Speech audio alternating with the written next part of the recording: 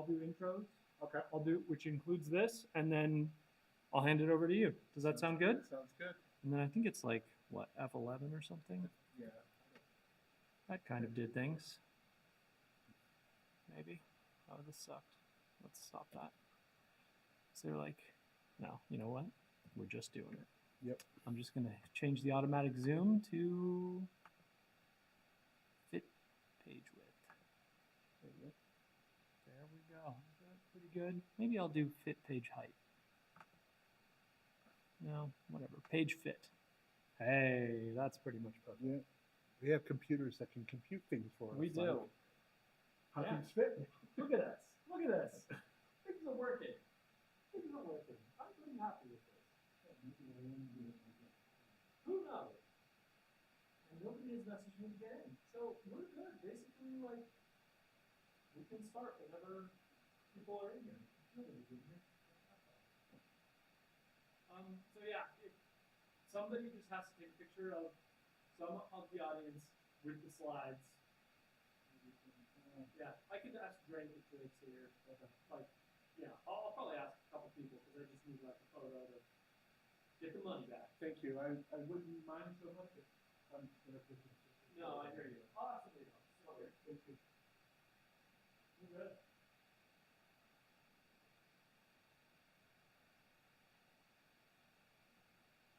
I'm going to bring my cup and see if I can find a water fountain or something. Are there any ways you can talk there? Yeah. Yeah. In the, I saw what looked like a soda one. So in the fridge for this competition, you're not supposed to have soda. Yes, exactly. I'm gonna take a look. Maybe it's a carbonated water. It was like pushed to the back and on its side.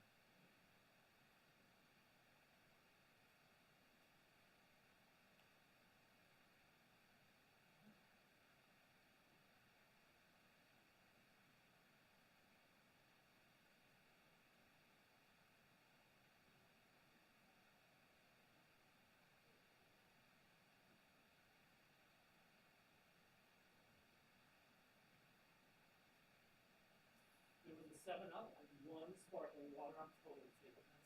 Oh, own it.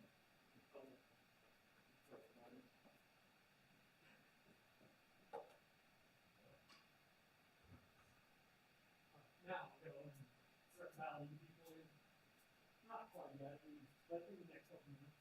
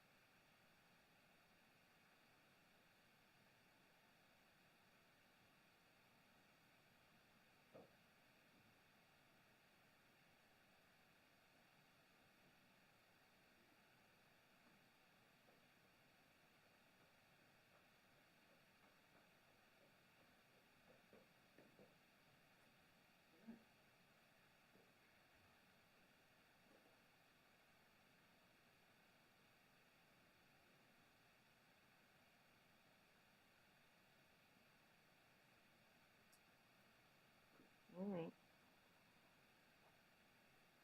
Just put this.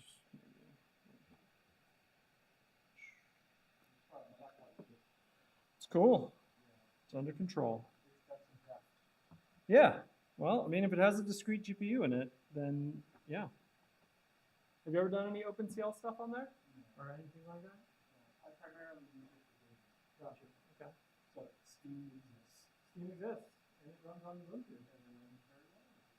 And actually the newer version for Qualcomm is really good. Huh. Yeah. By the way, your site is Oh, yeah, yeah. I just leave it on. people, yeah, Make sure that the audio is looking up the stage. yeah. I just put in a message, but hope you started talking. Yeah, okay. That is what it says on the screen.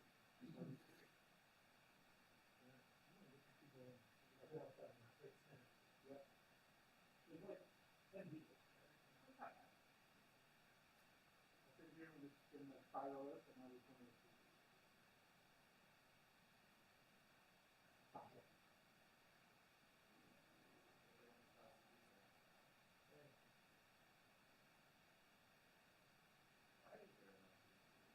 Huh?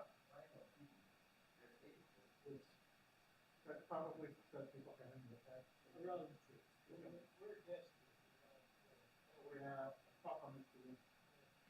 What are we talking about? That's why we're going through the thing. Oh, yeah. This makes sense. It was more like a lecture all over here. Yeah.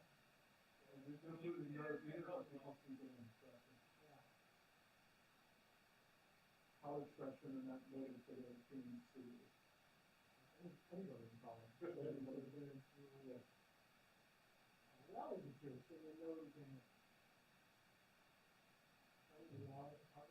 You didn't do that in Harvard. At least you're getting your steps. I'm getting myself.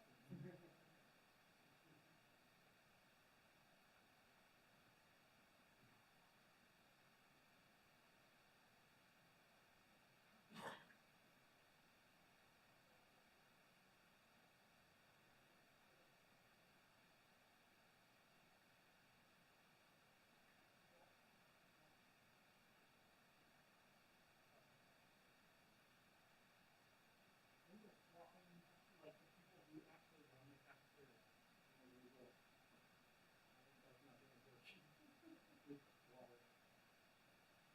Which is sad, because water is allowed in. Yeah, yeah. I actually have it in my car.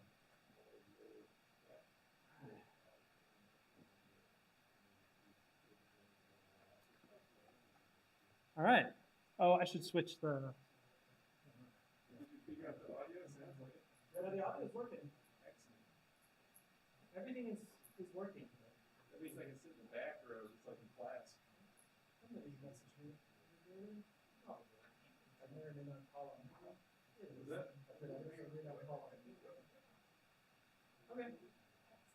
Awesome. All right. Hello. Welcome. You're in the right place for San Diego Python, hopefully. I'm David. I'm one of the organizers, and I'm glad you're here. I do want to give a big thanks to Qualcomm for having us here, and specifically to the engineering development team, who's like sponsors us, and also a big thanks to Drew and Yvonne, who like man the door. They're here. They let me in. All those kinds of things, you know, really make the meetup run smoothly. Also, I want to mention that pizza at the meetup, which we had right outside the lecture hall, that is sponsored by Cloudflare. Cloudflare makes networks and websites faster and more secure. They provide awesome tools like web app firewalls, DDoS protection. They have R2, which is an S3 compatible storage, and much, much more. The Cloudflare network is absolutely massive, and 95% of people are within 50 milliseconds of a Cloudflare node. And this makes your site or network fast for people all over the world. Check it out, and the free plan is pretty generous, actually. The San Diego Python website uses it for some of its features, and thanks. So that's awesome. Thanks, Cloudflare. Cool. I have a couple other small announcements. There's a Saturday meetup for San Diego Python. It meets on Discord. If you are not in the Discord, if you go to sandiegopython.org, you can join the Discord. It meets virtually 10 a.m. on Saturdays. It's a little different than this one, so it doesn't have like a speaker lineup where you have like dedicated speakers. It's more of everybody meets in a voice chat room, and some people are sharing things, or some people are just discussing the project they're working on. It's awesome. Check it out. And all the info for everything is always on our Meetup page too, on meetup.com. So if you search for San Diego Python on Meetup, you'll find us also. But all the info is also on the website. The website, again, sandiegopython.org. The Meetup and past Meetups are streamed to YouTube. You can check it out, youtube.com/@SanDiegoPython. So if you missed a Meetup, you can always check it out. And usually the day after, there'll be like timestamps so you can skip through to the talk that you're interested in. And if you ever need to go back, like a month later, and you're like, hey, what talk? I know somebody gave a talk at this Meetup, or one of these couple Meetups. You can just scan through it really quickly. Actually, it works great. I mentioned the Discord. There's a jobs channel in the Discord if your company is hiring, or if you're if you're looking for a job. So the jobs channel doesn't get a ton of traffic, but it's better than mentioning it here to the like 20, 25 people in the room. If you post it into the jobs channel, like people are going to see it over the course of the month. There's hundreds of people in the Discord, and it'll get traffic over the month. So that's probably the best place if you're promoting a job for your company or something like that. There's also channels for like web dev, machine learning. There's some other ones. Check it out. I also want to mention there's an upcoming conference, PyBeach. It's this weekend. It's on Saturday, September 27th, Santa Monica. It's one track. There will be a bunch of San Diego Python folks there. I know that there's a couple of San Diego Python people who are speaking at the conference. So check it out if you're interested in that. I think, I don't have the website here. I think it's pybeach.org, I think. But you can check it out. PyBeach, it's great. Yeah, they're kind of rebooting it. I think they had their first PyBeach in February 2020, and then nothing happened a month later, and then now they are rebooting the conference. So trying to give them as much support as possible. And the most important announcement from the Meetup is that you too can be a speaker. We are always looking for speakers, all skill levels. Kind of the Meetup runs on speakers, like you get speakers, speakers bring people into the room, speakers keep the Meetup going, all those kinds of things. I'm also highly incentivized to find speakers because I'm the speaker of last resort. When we don't get enough speakers, that means I have to give a talk. So I'm really excited that we have a speaker lineup today, and we got enough of it so that I didn't have to give a talk. And if you want to sign up, like you don't even have to sign up at the next Meetup. You could sign up for like 2 Meetups from now. On sandiegopython.org, there's a big button, present at the Meetup. That is what you do. There's a form you fill out. Just, do you want to talk at the next Meetup or the Meetup after that or something like that? What's the title of the talk? That kind of stuff. So just fill it out. Everybody who has given a talk at the Meetup has survived. 100% survival rate. So, you can talk too. Awesome. I think that's all my announcements. Jorge, you're my first speaker.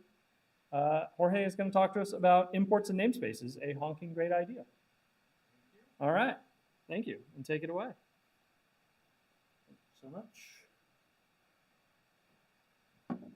I can tell you that I'm one of those survivors. This will be my 8th lightning talk, I believe.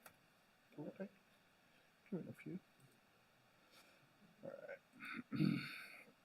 Let me minimize some of these things and go to where I need to go. Which is here. I should have set this up ahead of time, but that's okay. If that's the biggest problem we have all day, we're golden. All right. First of all, thank you all for coming out on a Thursday night with all of our busy lives. I've been coming to this group since 2017, I believe. Still enjoy it. I did take a couple of hiatuses here and there because of life, but I always kept coming back. And yeah. So let's talk about imports and namespaces. By the way, the honking great idea part came from the Zen of Python. If you don't recognize it, open up a Python interactive shell, also called a REPL, and type import this, and it's, I believe, the last one. The 19th out of the 20 and the 19 written aphorisms of Python. So Who am I? First and foremost, I am a Pythonista.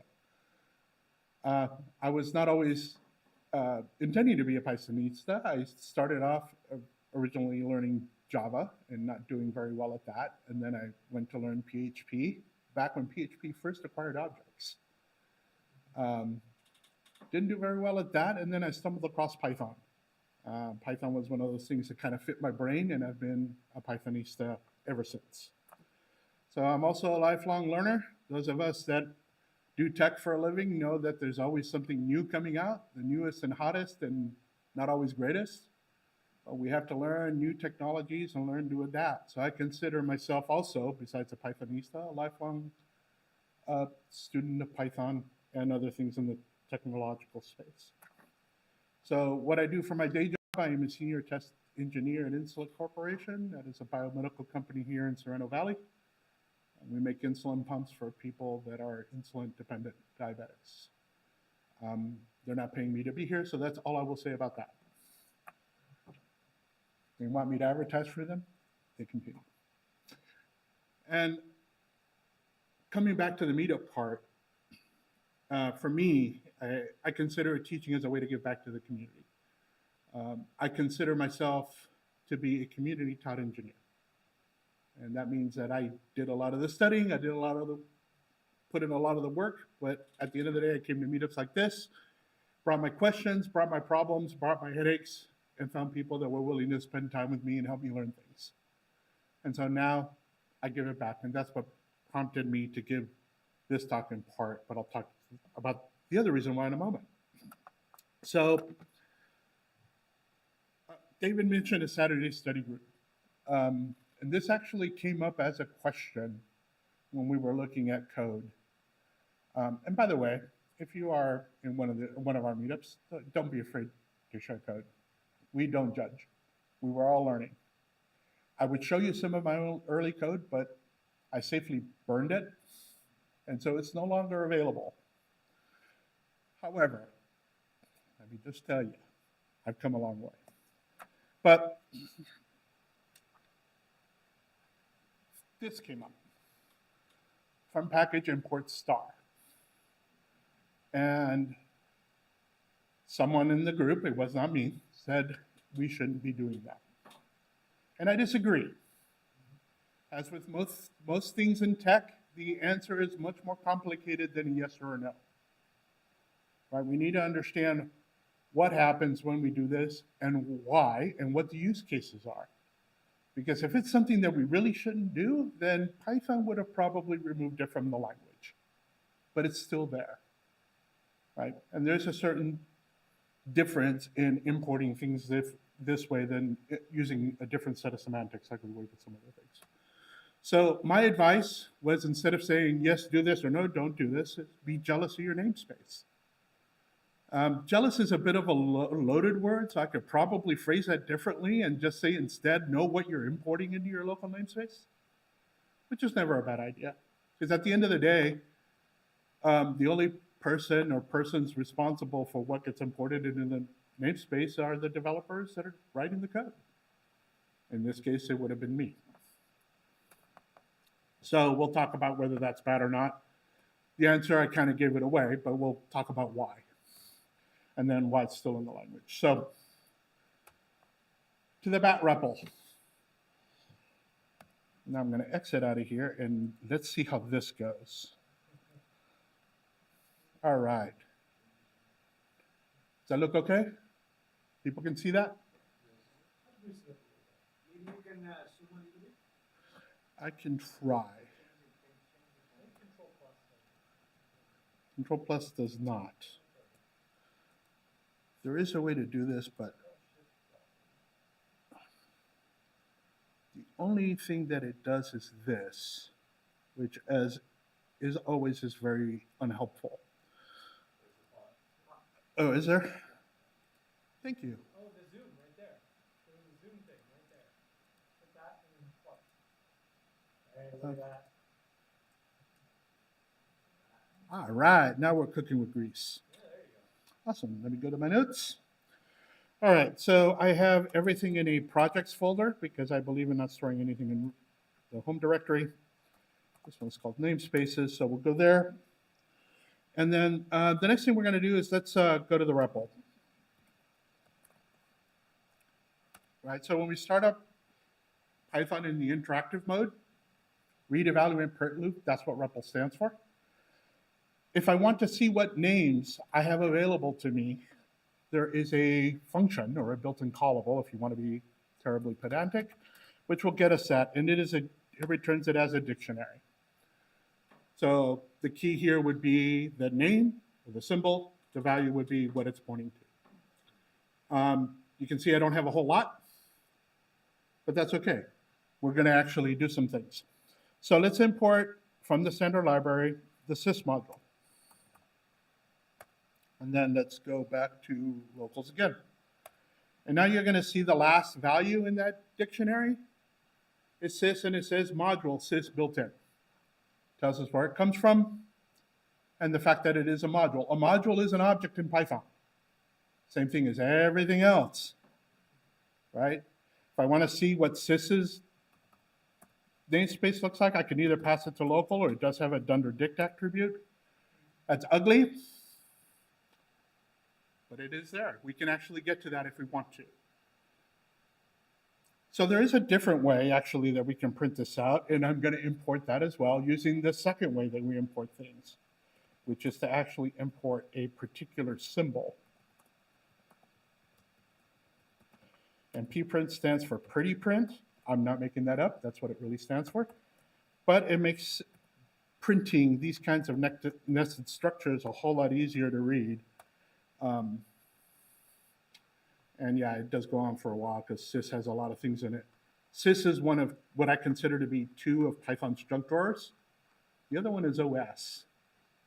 For some reason, a lot of things get stuck in there. So we have a module. So modules, like any other objects, we can create attributes on them and assign to them. I'm not suggesting this is a good idea, but you can. So if I want to create an attribute called flag and set it to true, I can do that. And there it is. All right. Probably, again, not something maybe you should do. We lost video there for a second. I think we may have gone to sleep. I saw it. Thinking. Stop.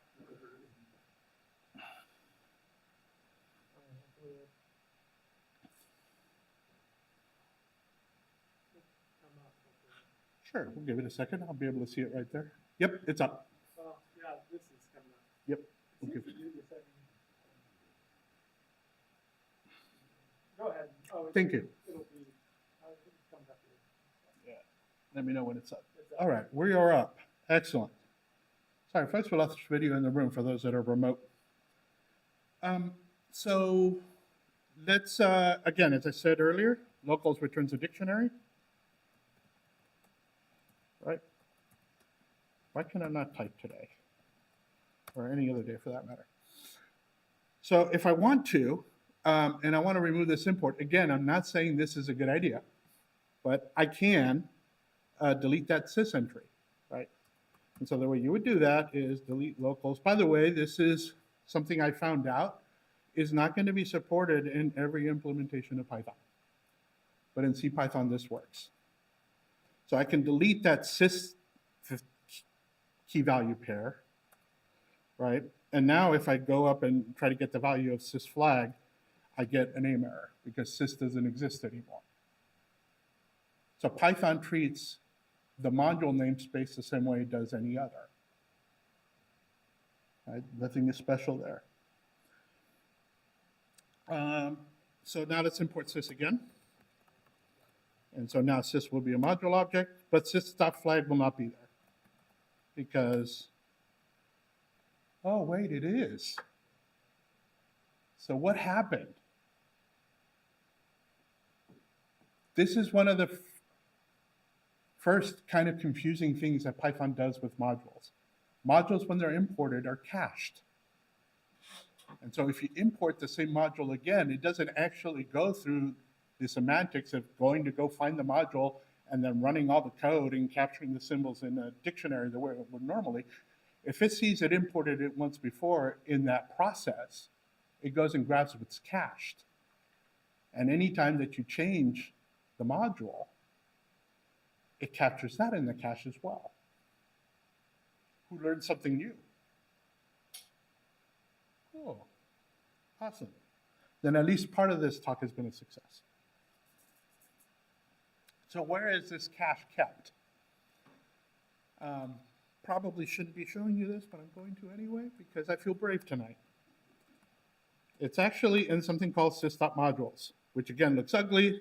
So we're going to pass that to pretty print so we can read it. Oops. Hit the wrong key. And that's where every module that you've imported in this process is kept. It's in this cache, right? So what happens if I delete sys from here, right?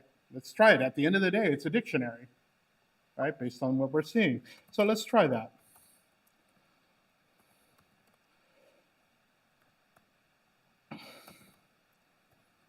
Okay, no exception, right?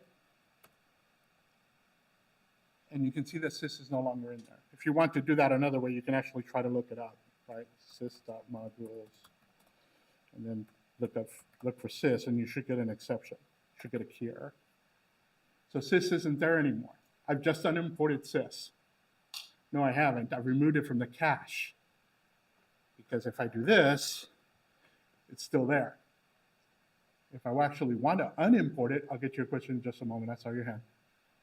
If I want to unimport it, I need to remove it from the cache and also remove it from whatever namespace I want to remove it from. In this case, it would be the module dictionary. Your question. So is this specific to the REPL? It is not. It happens everywhere. If you run this as part of inside a module, it'll behave exactly the same way. Source, I tested this. I just didn't have time to include it in the talk. All right, so let's delete sys from the local namespace it was. Well, all right, fine. No fun for me. So this is the way that we were, actually from sys import. So this is the way we were saying be careful of earlier, right? Again, I'm not saying no, but understand what it does. And so now if I go and I try to print the namespace, pretty prints. Actually, I can just do locals.sys. If I remember correctly. Oh, did I forget to import it? Yes, I did. Oh, no, I didn't. What did I just do? What did I just do to my beautiful namespace?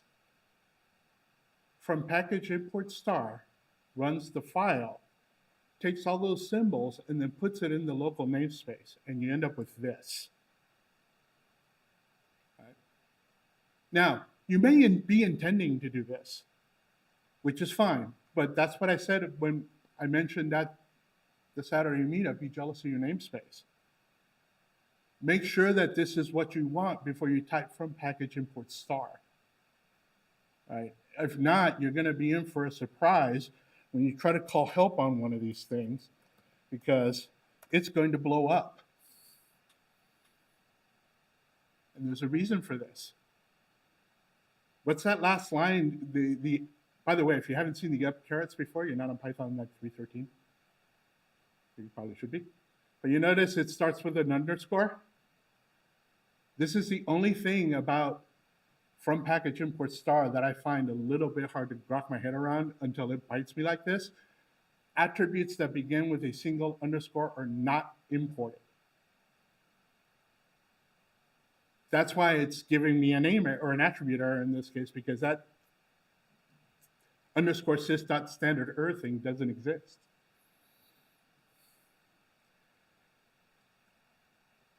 Yeah, David's looking surprised. I was surprised too. I got bitten by this once before.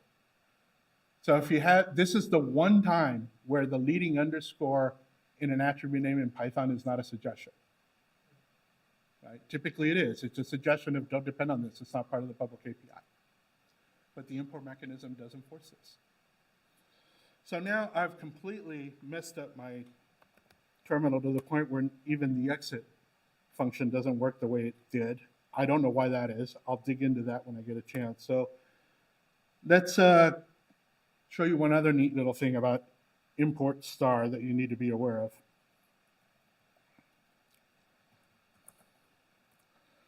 So anybody know what this module does? The math module? Math. Cool. So does anyone know what the CMath module does? It does complex math. So if I imported all the symbols, right, and I take the square root of 9, I should get 3, right? Except that I don't. Anybody know what type of number that is? That's a complex number. That's what CMath returns. And so if you are importing things into your local namespace and you have collisions across 2 different packages, you're asking for trouble. Be jealous of your namespace. Know what you're importing, right? So there's a couple of ways you can get around this. One way is you can just import these modules directly. So import math and then CMath. And now if you go into locals, you'll see you get a nice little namespace, right? CMath and math and CMath are in their own namespace. And so math.square root, or sqrt, now behaves the way you expect. And CMath.square root also behaves the way you expect, even though that isn't what you were expecting earlier. Because now they're in their own namespace. Namespaces are a honking great idea.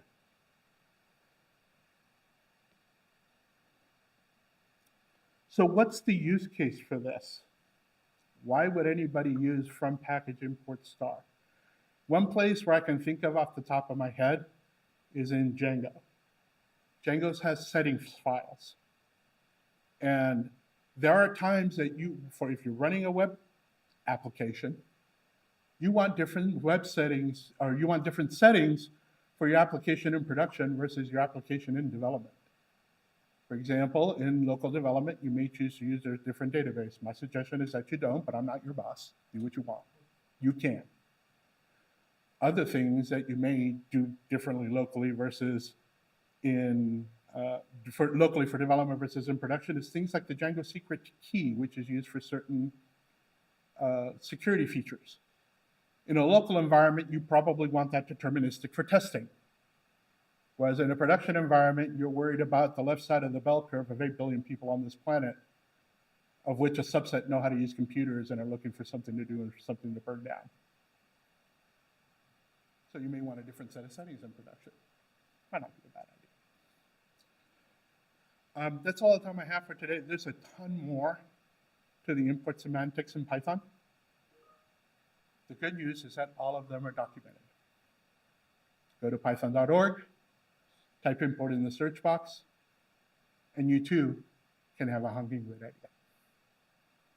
Thank you.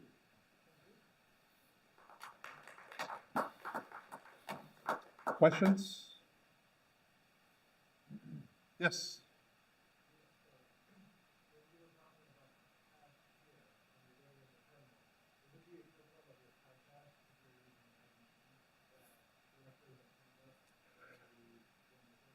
So the question for the people that are remote, is the cache that I was talking about here the same thing as the dunder PyCache folder that shows up in the IDE when you run? No, but they are related. What Python will do when it imports a module is it's going to disassemble it into bytecode, and that's what it uses locally. If it finds one and it knows that it's valid, and there's a few mechanisms to do that, it will use that instead. Because that way it doesn't have to do the hard work of parsing what you have in a text file and putting it into bytecode, which is what it natively consumes. I didn't have time for that either. Any other questions?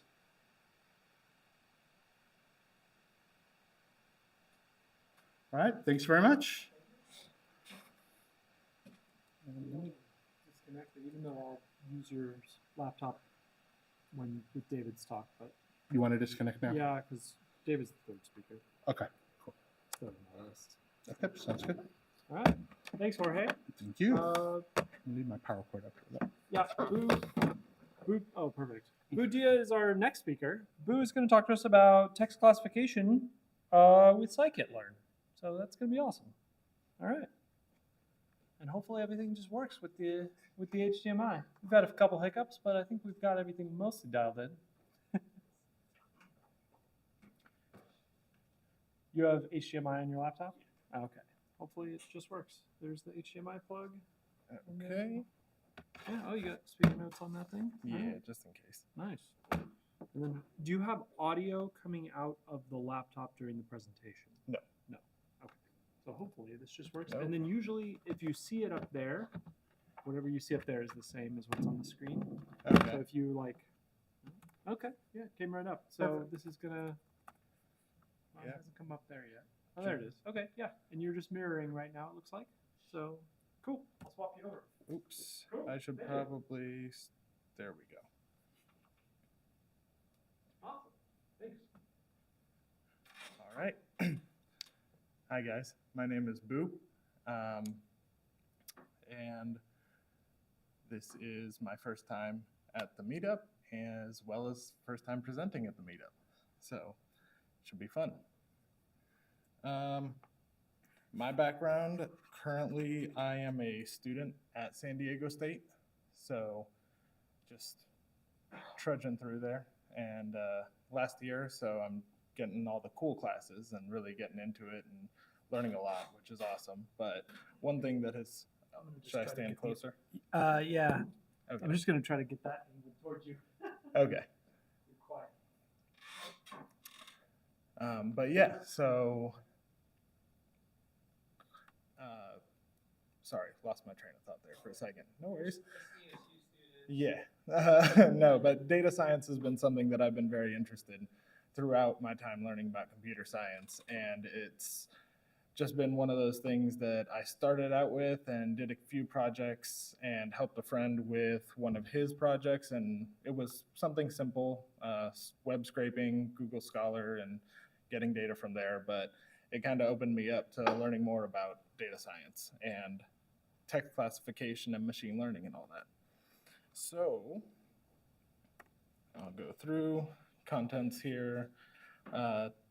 Just in general, like choosing a classifier, what vectorizers to use, and then I'll show some of the results from what I've been working on currently, as well as why I'm doing what I'm doing. So I started out with the SciKit-Learn package, and that one it's a very vast package. So it has a lot of just different regression, classification models that of any kind of sort. And the one that I was working with was the ridge classifier, and more specifically, the ridge classifier paired with the TF-IDF vectorizer. And I don't think I need to go through all the specifics, but that's why I had the token frequency inverse document frequency is what TF-IDF stands for. So yeah. Sorry, a little nervous. It takes tokens. The reason I chose that package is because I was working with a medium-sized data set. So about 20,000 documents, which it sounded like a lot to me at first, but it really, in the grand scheme of things, it's really not that much. So the reason I chose the TF-IDF is because it can really properly handle sparse data sets. And when I was looking into that, it's just exactly what it sounds like. It takes all these documents and creates unique features or terms for each of the words, each of the unique words that's in this set of documents. From there, it creates a row per document and it starts counting. It counts all the words, but as you can imagine, if you have 20,000 documents and let's say you have 17,000 unique terms, a single document is not going to have 1,000 unique terms generally, or 2,000, or it's going to have maybe a couple hundred. So it's a lot of zeros and a lot of blank space within the data set, which is why the TF-IDF vectorizer worked really well. And then in reading about it, everything eventually comes back to a regression problem. When I was looking up it, as I wrote up here, it normalizes and regularizes these sets, and then it encodes it, and it treats it mathematically, gives you vector spaces, which can be very high dimensional, hundreds by thousands of units, but in general, the same mathematical principles are applied as you would if you were using numerical data and doing the same thing. So here is what I've been working on. So right now, the project I'm working on is classification of those 20,000 documents by 4 categories. Chose 4 categories at random because I'm using a data set that's typically used as practice for machine learning and these regression models. So I chose 4 categories at random to try and see how well it does in placing. And I made them a little bit broad. But as you can see here, it does quite well in categorizing the initial diagonal is the correct classifications. And I varied the hyperparameters. So I was looking through it and seeing what kind of stop words to use or no stop words. This one was without stop words. It was pretty good model. It correctly predicted and the true label of most of the documents per category. This is the confusion matrix when I was using specifically English stop words. It did a little bit better because of the nature of how we write and just general text. But the most important part of what I was doing, I felt, was the terms that actually were most important to classifying. And I don't know, how's the size? Is it legible? Okay. Yes. The importance of which terms actually landed certain documents in which class is what I found really interesting. Because you have your grain for the most important positively weighted terms, which the weights come from the classifier, has a coefficients matrix which applies these weights to the words as it's learning and training. So you have what you'd expect in a lot of these categories for. I was trying to get a little more information on it before I got here, but I wasn't able to break it down fully. Still not sure why high ended up in computers and graphics. That is something that I'm going to dig into further. But the negatively weighted terms were much more interesting to me because it stands out as these terms are going to tell the classifier that, hey, if you see this word in the document, it is almost certain that it is not going to end up in this category. And then some of those same words that are the most positively negatively weighted ones here end up as some of the most positively weighted ones on a different class. And this was the same thing. So this corresponds with the first confusion matrix. This one corresponds with the second confusion matrix, and the picture got truncated somehow. Not 100% sure why. But yeah, it gives the results vary based on the stop words, no stop words, as you'd expect. But it ended up giving me, I felt that the negatively weighted words gave me more information than the positively weighted ones. But I really don't want to go, I for 5 to 7 minutes. I don't want to go too in depth on what I was thinking about for each of those. But I wanted to say, why did I use SciKit-Learn? Well, it's better for smaller and medium-sized data sets, but it's also a good baseline model. So if you want to start with something and you don't have either the ability, or because there's like the embedding vectors and things like that, which are much more dense and they take semantics and context into account. And those are really cool and interesting. Those are more for like the large language models and deep learning, whereas Scikit-Learn has the ridge classifier, and the various classifiers and vectorizers are better for smaller sets of data and things that you need to specifically target.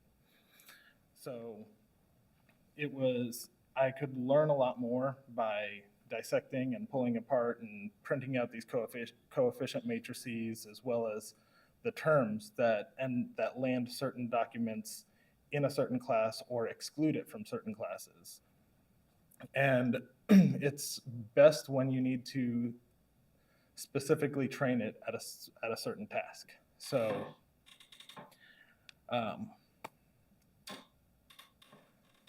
like, let's see, if you're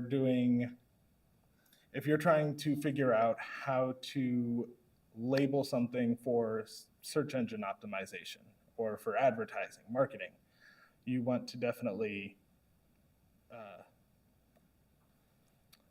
want to use something that's going to be trained on your specific data set. So you want, because it'll then identify and properly classify proper nouns and terms that are not as frequently used. Whereas an embedding vector might not catch that, and because of the semantics, it won't recognize it as well. So it's more precise in those instances. Let's see. I think I kind of ended there with it. It didn't feel like a total stop, but that's what I got. Okay. And do you guys have any questions? You mentioned stop words as having an impact on the graphs that you were showing there. What is a stop word? So stop words are like just a lot of the words I just used in that sentence. Like is as just the words, the filler words, not the things that aren't direct objects, nouns, pronouns, all that. So those things don't hold nearly as much weight and are generally going to be discounted when it's actually training and doing classification. And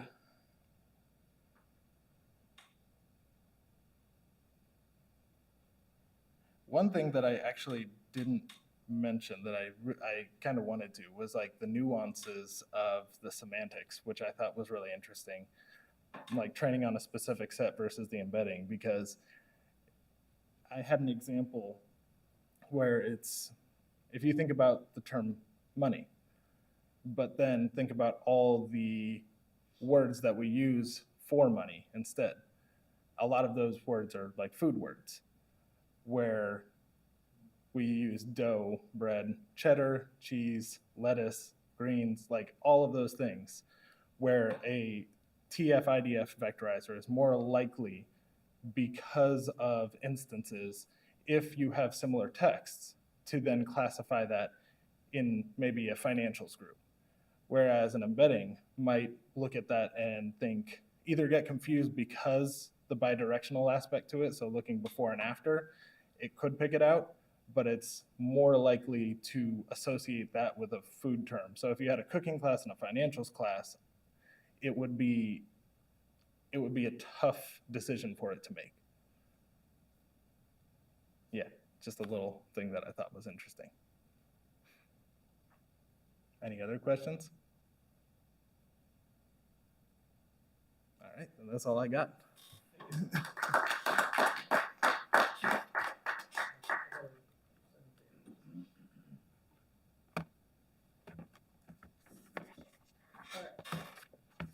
Thank you. Thank Thank you. All right. Our next speaker is David Neal. Go ahead. You can set up. I don't want to get in your way. Our next speaker is David Neal. David is joining us from New Zealand, from the future, quite literally. He's a regular in the Discord. He comes to the Saturday group.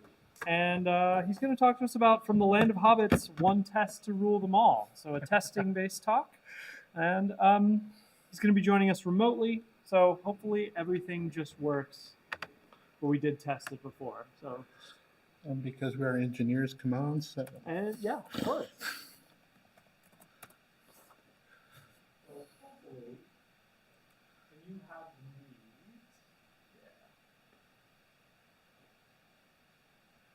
Yeah. So you don't, I don't even, well, I guess, yeah, you can do that if you want to.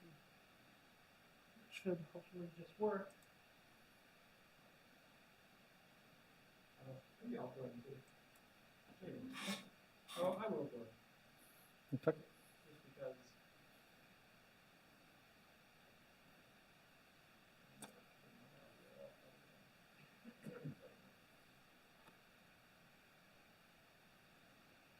Okay, in theory, this should work. I'm just waiting for David, right?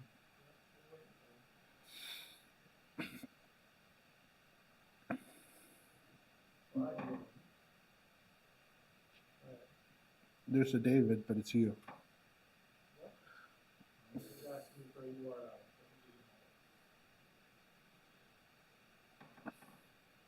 Fortunately, I have it.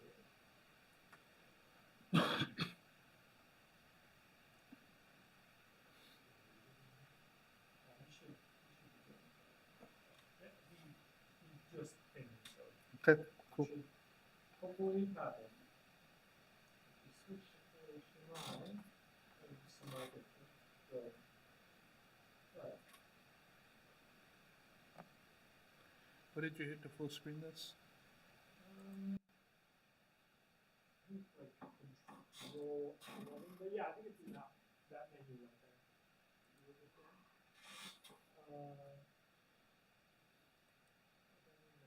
Maybe not. Maybe I think it was just function F11 on the computer. Oh, there you go. Right. Maybe let's not use Cloudflare, so that thing is in Cloudflare side anyway.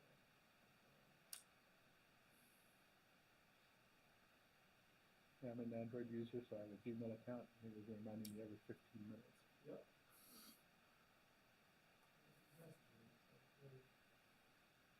Maybe host needs to be.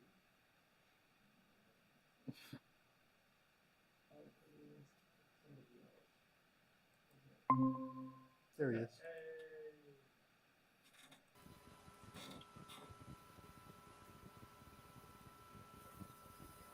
Hi guys. Hey, Hello. we can hear you.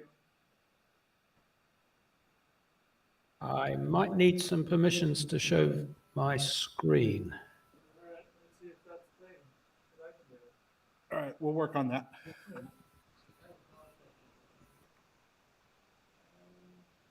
Well, I don't know.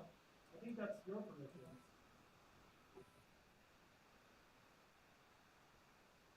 Yeah, you should have permissions. I don't think there's any- Yeah. Accept the permissions on your end. Is that might be OS related? I don't think it's coming from Google Meet. That's browser permissions. Mm-hmm.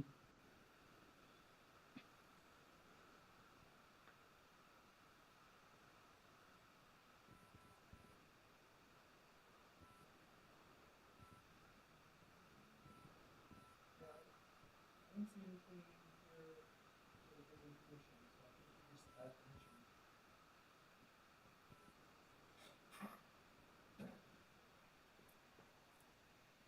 You may sometimes, if you're using, you can hear us, right, David?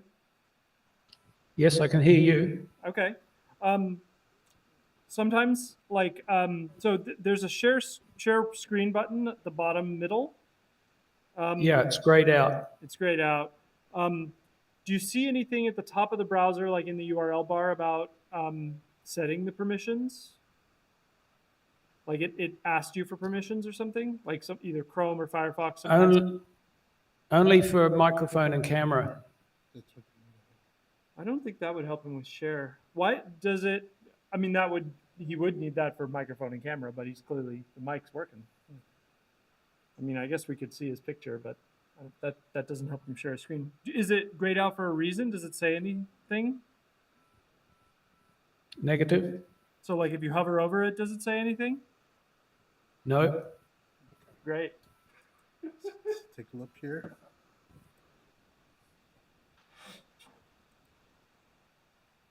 I can share my screen.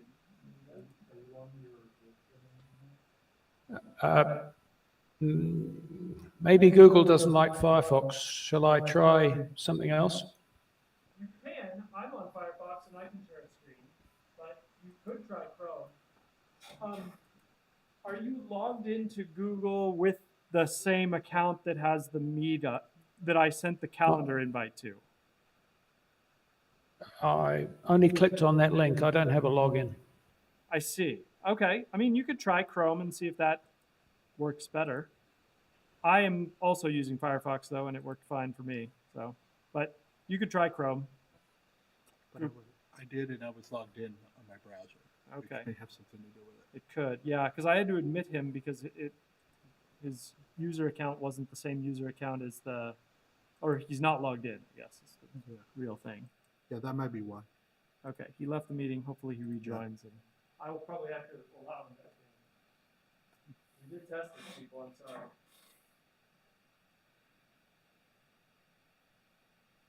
And now for something completely different. For those that didn't know, Python gets its name from Monty Python, a British comedy troupe, and that was actually one of their skits. And now for something completely different.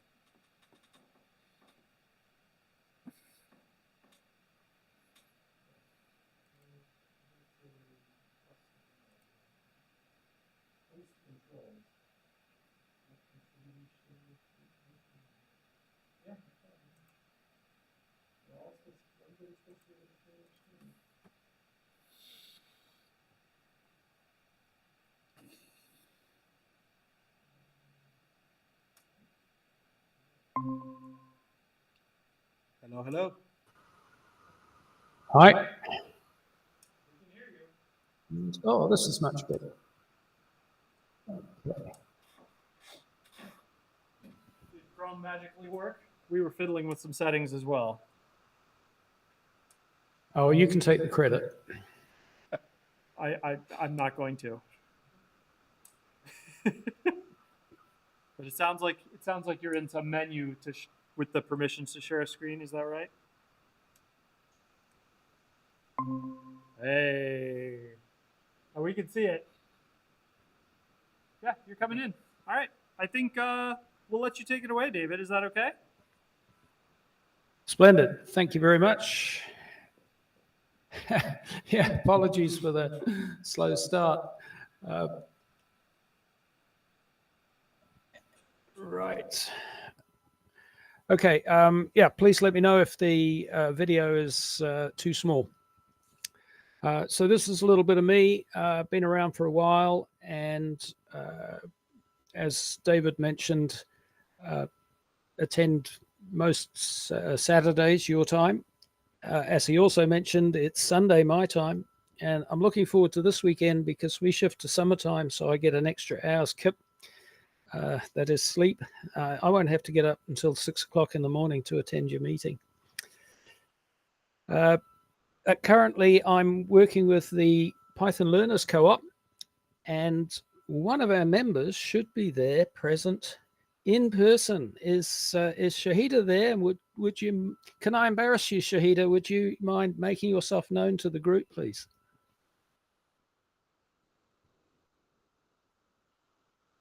Is she there, David? Very good. Okay. If anybody wants to learn about the Python Learners Co-op, Shahida is the person to ask because she's right there. My contact details are at the bottom of the screen. The easiest way is to get hold of me on the SDPy Discord channel. Thank you for your help, Jorge, it's kind of an irony that Jorge is talking about something else, and I'm talking about testing, which is the subject we always go to him for. But there you are. We had a little bit of discussion at the Python Learners Co-op, and we are. I'm sorry, I'm being disturbed at this end. We had the idea of doing some LEET code examples. I won't tell you whose idea it was. The first LEET code example was this one, binary strings. And the challenge is to take two binary strings which are expressed as characters rather than binary values, and add them together and return them as a similar string. There's a couple of examples there. We'll get back to it a little later on. The actual question is unimportant. I just decided to use it as our example. With the Learners Co-op, we try and start off at a fairly beginner's level. So here is some very naive code. We also try to help people along. So you'll notice there that we highlight where people can find a little bit more information. So here is a very simple sort of a solution where we go through literally character by character, index by index, and add together the two representatives of the two bits. Highly inefficient, doesn't really matter. The key point that people often struggle with is that you have to start at the right-hand side. You can't start at the left-hand side of strings if you're going to be doing this sort of thing. So there's a naive solution. The next one that we move to, you can see this a little bit more involved. Rather than calculating twice, we use divmod, which is a very handy little routine in Python. And the other introduction, which comes as a bit of a surprise to people, is the idea of using zip longest. Now, the main problem with the ordinary zip function, of course, is that it expects two or more iterables of the same length. If one is shorter than any other, all of the others are cut off to the same short length. Zip longest is a way around that, where we go for the longer of the two, in this particular case, the longer of the two strings. And if one is shorter than the other, then we use this fill value. So, okay, we've learned a little bit more. You'll notice that the code is a bit shorter as well.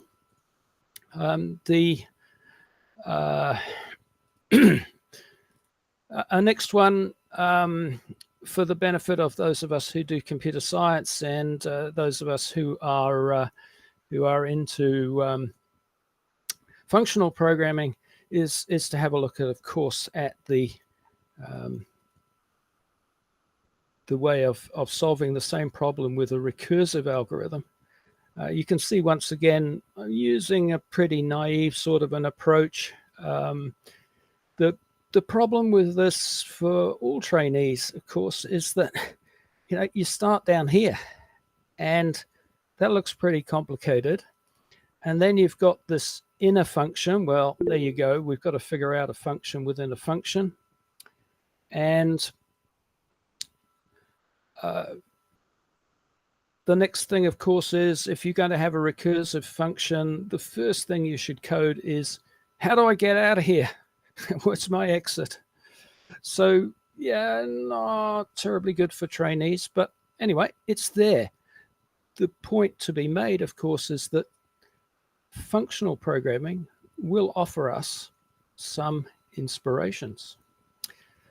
So moving on to another one, here's another development which is very useful to learn. Okay, truth table. Once again, something electronics students and computer science students pick up, but an awful lot of us who've come up through the School of Hard Knocks perhaps haven't caught up with. How do you build a truth table using Python dictionaries? And so we have nested dictionaries there. And so now, instead of doing any calculations, we are simply, it says simply, using the truth table to work out how we add together the two bits and how we take care of the carry bit. Okay, once again, not terribly important for the topic at hand. And now here we once again, we've got more information. We're looking at using the functional programming approach. We're looking at the int function. We're looking at the bin or binary function. And we're looking at also bitwise operations, which many of us in Python don't use very often unless we're into electronics and things like that. So here's a bit of a surprise for a lot of people. You can use the int function to change a string, which you assume is numeric content, into an integer, but you can also vary whether you are using base 10 decimal or whether you are using a different number base, in this case binary, base 2. So we develop another solution using this approach. As I mentioned, we're using the binary operations that Python offers. If you've not come across those, oh, there is a delight in store for you. Finally, close your eyes, Shahida. Here's the one-line solution. Right. Once again, functional programming for the win. Okay. Now, how do I know any of this stuff works? Right. Come up with all this wonderful coding, come up with all these wonderful computer science ideas, come up with all these wonderful functional programming ideas. But how do I know any of that stuff works? And the answer is, I got to run some data through the code. So let's have a look and see what happens when we start running data through the code. Now, if you remember the README from right back at the beginning, I'm sure you watched assiduously and committed it to memory. Here's the first example that they offered to say, this is how your string binary addition should work. If you put in a string 11 and another string 1, all right, that represents the binary number 3 and the binary number 1. You should get out binary 100 or 100, which is, of course, the decimal value 4. Now, how do we do that? Well, good old assert statement. Let's see. If you haven't met an assert statement before, you'll notice that there's an equality operator sitting there towards the right-hand end. What we are doing is we're checking what's on the left-hand side of the equality with what's on the right-hand side. So we've got our binary add, that's the function up above. All right, I've closed it off because, you know, otherwise Shahida will still have to have her eyes closed. Sorry, did I say you can open your eyes again? Okay. So here we have our calculation. We're throwing in 1, 1. We're throwing in 1, all right, both binary numbers. And we're expecting to see a result of 100. Okay, nice and easy. Python provides us with that assert statement. What happens when we run the code? And there we have it on the right-hand side. What do we got on the right-hand side? Okay, process finished, exit code 0. That means it worked. Yeah, okay, it worked. Great. Yeah, that's what I wanted. Not a lot of information there, though. Okay, let's move along. Here we go. We've got the same thing again. Ooh, close it up, so Shahida. Yep, good. Same, but now here's the second example. All right, let's see what happens if we add these two values together in binary, and we should get out this third value here. Okay, try again. Run that. Right-hand side of the screen, you can see once again, oh, great, exit code 0. Oh, yes. All right. Still no positive information apart from, hey, it worked. Yeah, okay, but it works. What are you complaining about? It works. And Not quite sure what we're looking at here because it's not got anything on. So let's move on. So what I suggest we do is oh, right. I can see what we're doing here. Sorry. One of the problems we have, if I go back here, is that we now have our, let's call it production code. We have the code we want to deliver sitting there, and we have the tests, which are only useful to us in the same file. And we really don't want to have those things delivered to the real world. We don't want them delivered to our clients. So we really want to go back to this, where we just have our code, our massively complicated system. And so we build a separate file. You'll notice up the top, testfile.py, and we've got the 2 test examples in there. Okay, that works. In order to run the tests, we are, of course, going to have to connect back to the original code. So there it is. And we can run this. Okay, works just the same. Now, unfortunately, I couldn't figure out how to turn this off on the right-hand side, but you can see at the top, no tests were found, which is a little bit wrong. And then you can see down below, we're getting a bit more information. I'll explain that in a moment. So here we have a slightly different setup. What I've done is I've tried to split out what's going on to say, right, I want to have an operand on the left-hand side of the binary calculation, an operand on the right-hand side. So that corresponds to these 2 inputs. And of course, on the right-hand side, I've got still got the result. Okay, what's going to happen now? Well, I've imported PyTest. I've set the whole thing up as a test class. And you'll notice that I've changed the names of the functions so that they have the word test and underscore as a prefix. Now, just as a hint, PyTest, if you use the word test at the front of something, in fact, you can use it in other places. But if you use the word test at the front of a function or a class, PyTest says, you're talking to me, which is very handy. So when we come to run, we are now running with PyTest.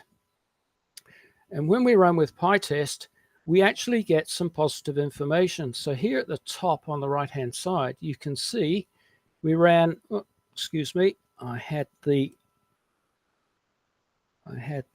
cursor sitting within a test function, so it only ran one function for me. Here we go. Let's run the whole of the file on the left-hand side. So top right-hand side, you can see that we have the report saying that it ran the test called binary add. It ran 2 functions called test underscore example digit, and both of them have a green tick, which we knew already. We're fantastic programmers, so of course it's going to have a green tick against it. We're getting some positive information back. On the right-hand side, we've got a whole load of other stuff. But hey, our system works, so let's not bother reading the small print. Okay, moving on a little bit.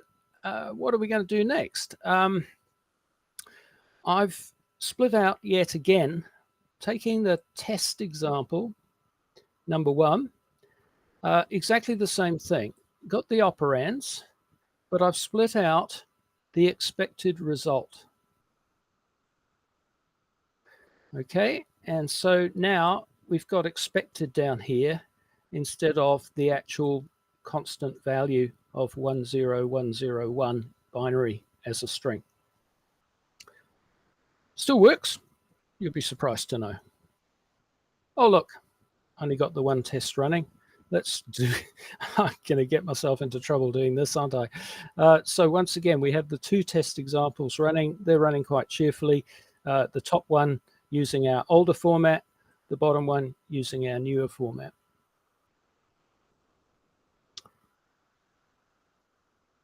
Right, moving along.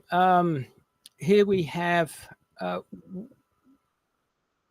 you know, I had to really force myself to do this But, you know, I don't make mistakes. So I needed to force myself to show you what happens when someone does make, someone, not me, someone else makes a mistake. So here we have the idea of adding binary 1 to binary 1, and the result is going to be binary 1. Well, of course, that's wrong, isn't it? We all know that.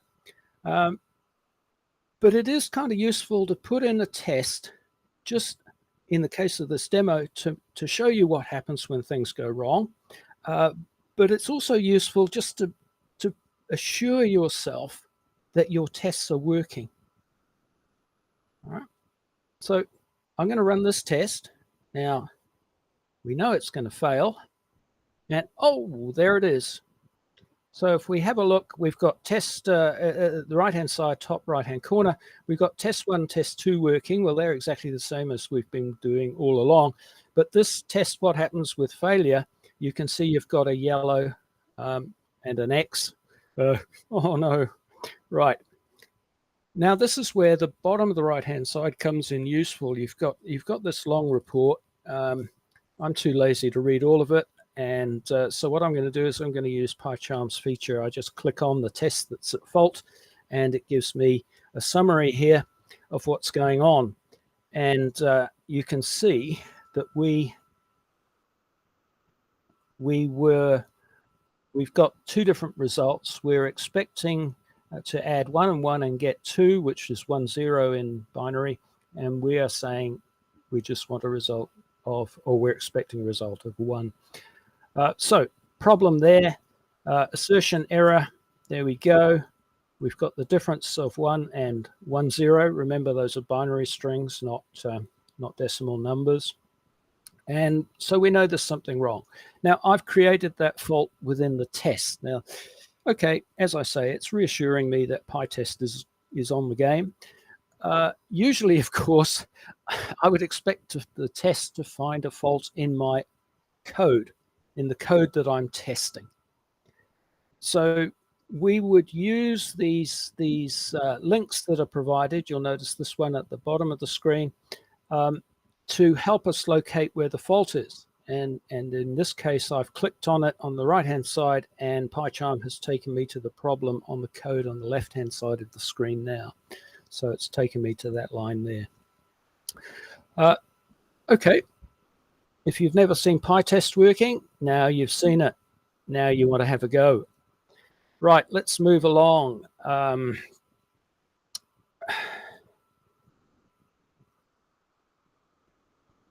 What happens when I realize, okay, I've tried that test over and over, I've tried that test over and over. Those are the two examples they gave us, but I should really be looking at a few other test cases. So for example, there's an edge case right at the beginning. What happens when you add binary zeros together? Do you actually get a binary 0 result? Next edge case is 0 and 1. And of course, the other way around, 1 and 0. So now we've got a few more test cases. What happens when we run that? And the answer is, well, David, you're not learning very fast. Sorry, Deanne's not learning fast. David, he works fast. The other David, the one who's better looking. Okay, there's the test runs. All 5 of them have passed. Well, we expected nothing less. However, let's come back to the left-hand side. We've got an awful lot of code there, right? And that's just the trivial tests. What do you notice about them? They're basically all the same. So there's got to be a better way, right? And in fact, I'm just going to pile on now and say, look, those were the trivial tests. Here's a whole bunch of other tests. And then after I'd had a go at it, I thought, oh, this is an excellent job for a LLM. Why don't I just ask the LLM for a whole bunch of tests? And so you can see that although the criteria said we only have a certain number of bits, the LLM ignored that, of course, because it knows better, and threw in a whole load of what it called large numbers. Well, Python handles those with ease, but let's not tell the LLM. So now we've got a whole load of tests. I really don't want to go back and start writing this however many dozens of times, right? I'm easily bored. So there's got to be a better way. And the answer is a little trick here called PyTest parameterize. First observation, parameterized is spelt the British way. All right, the American way would have 2 A's and 2 E's. Sorry, 3 E's and an I. So then, of course, there's the whole ZZ and whether we should use an S argument, but just be aware of that, okay? So what I've done now is I've taken our familiar format. There's our 2 operands, which we're going to feed into the binary calculation. And we're going to pick up that result as an actual.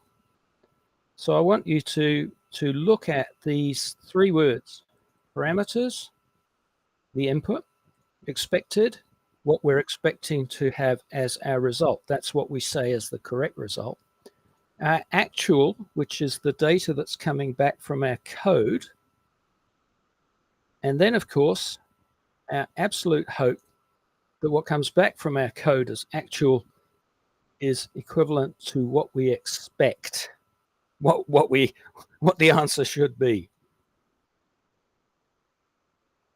Okay, good, nice and generalized. Now, what about that great long list that you had before? Well, that was stored in that external file called test data. There it is again. And so I'm importing that. There you go. And I'm saying to PyTest, okay, take a hold of this test data, split it up into 2 parts, parameters and expected.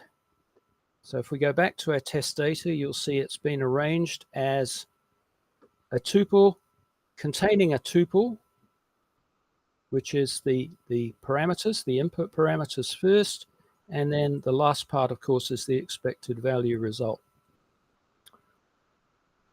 If we run that, now, even though I've only got 1 test on the left-hand side, I've got all these tests on the right-hand side.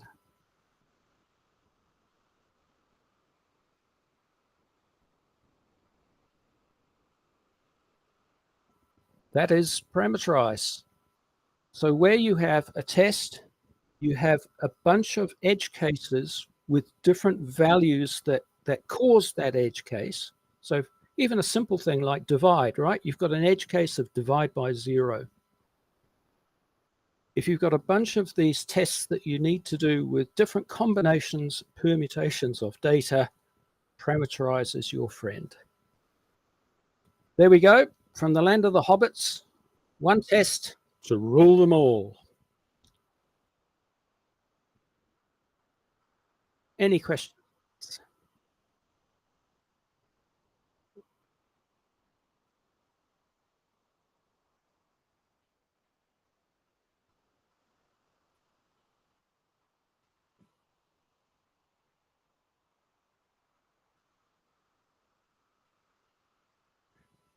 The question was, what's the difference between PyTest and unit test? And the answer is, my preference is for PyTest. There are other people who will quite cheerfully tell you that unit test is better. And I'm not going to start a war on that subject.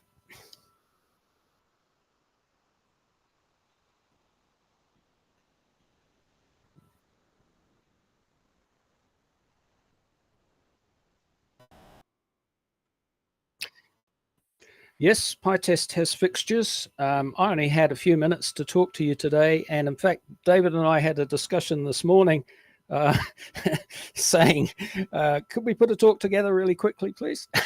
So yeah, fixtures are very useful. It's a good way of, once again, avoiding having to repeat test after test, which has a very similar format.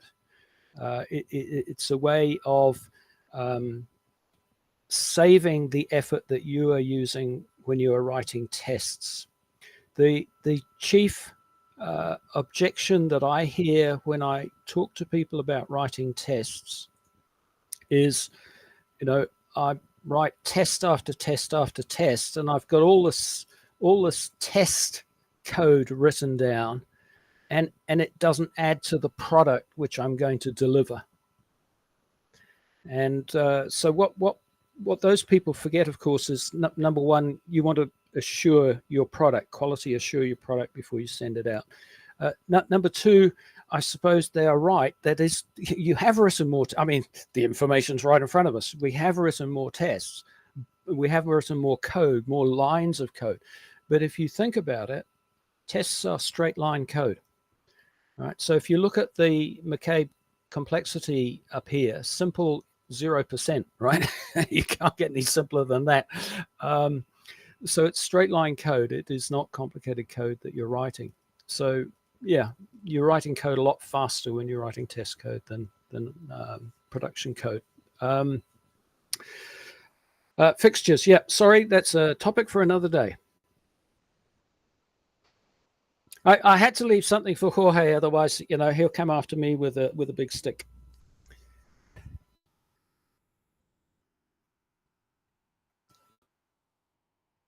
Thank you.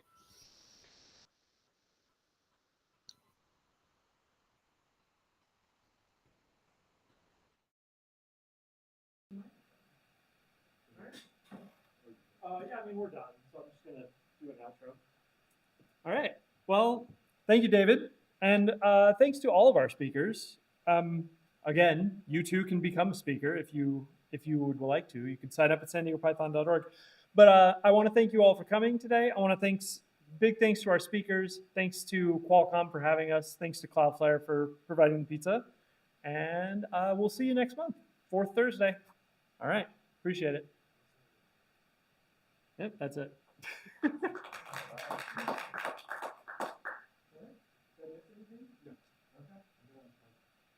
be happy to answer your question. And also, there is actually a bit more of a subtle difference between PyTest and unit test. But let me unplug first. Yeah. Thank you.